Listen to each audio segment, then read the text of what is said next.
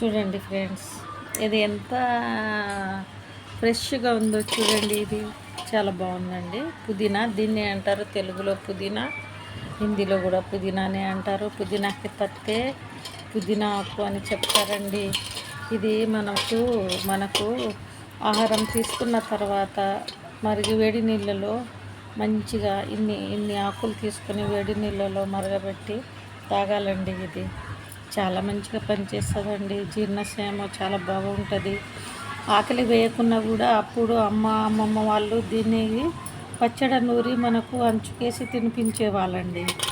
ఇప్పుడు కూడా మనం ఏం చేయాలంటే మనకు ఆరోగ్య జీర్ణశయం మంచిగా ఉండాలనే మనం తినే ఆహారం మంచిగా జీర్ణం అవ్వాలంటే ఇది పుదీనా ఆకులను మాత్రం తప్పకుండా ఉపయోగించండి. ప్రతి ఒక్క కూరగాయల్లో ఉపయోగించండి. దీని పచ్చడి నూరుకొని కూడా మనం తింటే అది ఇంకా చాలా బాగుంటుంది ఫ్రెండ్స్.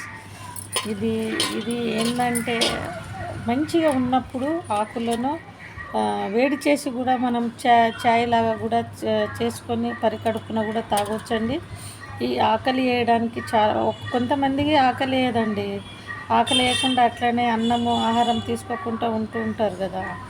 కాబట్టి మనం ఏం చేయాలంటే ఫ్రెండ్స్, దీన్ని పొద్దున్న లేచి ఒక గ్లాసుడంత పెద్ద గ్లాసుడంత నీళ్ళు తీసుకొని కొన్ని పుదీనా ఆకులు వేసేసి అందులో జీలకర్ర వేసి ధనియాలు వేసి కావాలంటే దగ్గు రావద్దని అంటే ఓమ కూడా వేసేసుకోవాలండి. వేసుకొని బాగా మరిగించి దాని తర్వాత వేడివేడికి కూడా తాగొచ్చండి. నిమ్మరసం పిండుకోవాలి సగము, వేడివేడిగా తాగొచ్చు.